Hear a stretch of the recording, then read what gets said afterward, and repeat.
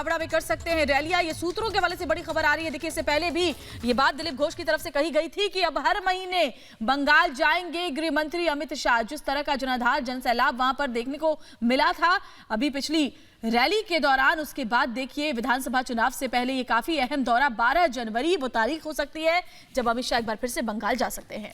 बिल्कुल, तो भारतीय जनता पार्टी बंगाल में भगवा रंगने के लिए पूरी तरीके से तैयार इस वक्त दिखाई दे रही है। इससे पहले लगातार हम आपको जानकारी दे रहे हैं, बड़ी कवरेज आपने देखी कि किस तरीके से अमित शाह की रैली में एक भारी हुजूम, लाखों की तादाद में लोग वहां पर उमड़े हुए थे, जिससे कहीं ना कहीं ममता बनर्जी अपनी सीट खिसकती हुई, इस वक्त अपनी कुर्सी डगमगाती हुई उनको इस वक्त दिखाई दे रही थी। और जिस तरीके से कल प्रेस कॉन्फ्रेंस में सिर्फ एक लाइन ही ममता बनर्जी की तरफ से कहा गया, झूठ का पुलिंदा, अमित शाह ने जो भी बातें वहां पर कहीं सीधे करार दिया गया ममता की तरफ से कि झूठ का पुलिंदा बांध कर गए हैं अमित शाह। और अब 12 जनवरी को एक बार फिर से बंगाल में शाह की मौजूदगी हो सकती है, जिससे अब कहीं ना कहीं ये बड़े सवाल होते हैं, क्योंकि कल ममता बनर्जी ने जिस तरीके से अपना प्रेस कॉन्फ्रेंस में ये बातें रखी और उसके बाद में तमाम जो विपक्षी दलों को एकजुट करने की कोशिश उनकी देखने को मिल रही थी और लगातार जनवरी में वो एक बड़े पैमाने की रैली कर सकती हैं, ये बातें भी निकलकर सामने आ रही थी। ऐसे में बंगाल एक बार फिर से जा सकते हैं अमित शाह और हर महीने इसी तरीके से भगवा रगने की जो तैयारी है भारतीय जनता पार्टी की, वो बंगाल में हमें देखने को मिलेगी।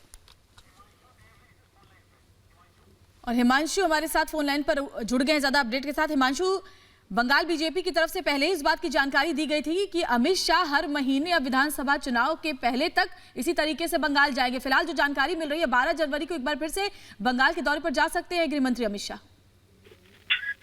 जी बिल्कुल, देखिए 12 जनवरी को एक बार फिर से देश के गृह मंत्री अमित शाह बंगाल दौरे पर जाएंगे और इस बार हावड़ा में 12 जनवरी को स्वामी विवेकानंद की जन्म दिवस पर जो यूथ फेस्टिवल है उसमें हिस्सा लेंगे।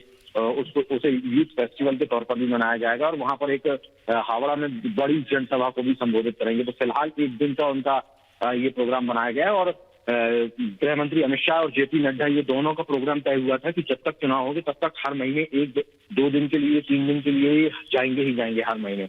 लेकिन उसके साथ में जो 7 मिनिस्टर्स हैं उनको भी लगाया गया है। सभी को 5-5 जो कॉन्स्टिट्यूंसी है लोकसभा सीट वो दी गई, उसकी जिम्मेदारी दी गई। वो प्रतिदिन वहां पर अल्टरनेट जाएंगे। तो बीजेपी पूरे तरीके से पश्चिम बंगाल में अपनी ताकत झोंक रही है। किसी भी स्थिति में पश्चिम बंगाल चुनाव में वो सरकार वहां पर बनाना चाहती, बहुत डेस्परेटली बीजेपी काम कर रही है और उसी का परिणाम है कि बिल्कुल हिमांशु, 12 जनवरी को अगर इस साल की बात करें तो विवेकानंद की जयंती पर खुद प्रधानमंत्री मोदी भी गए थे कल कोलकाता और अगले साल की जो बात सामने आ रही है 12 जनवरी को अमित शाह वहां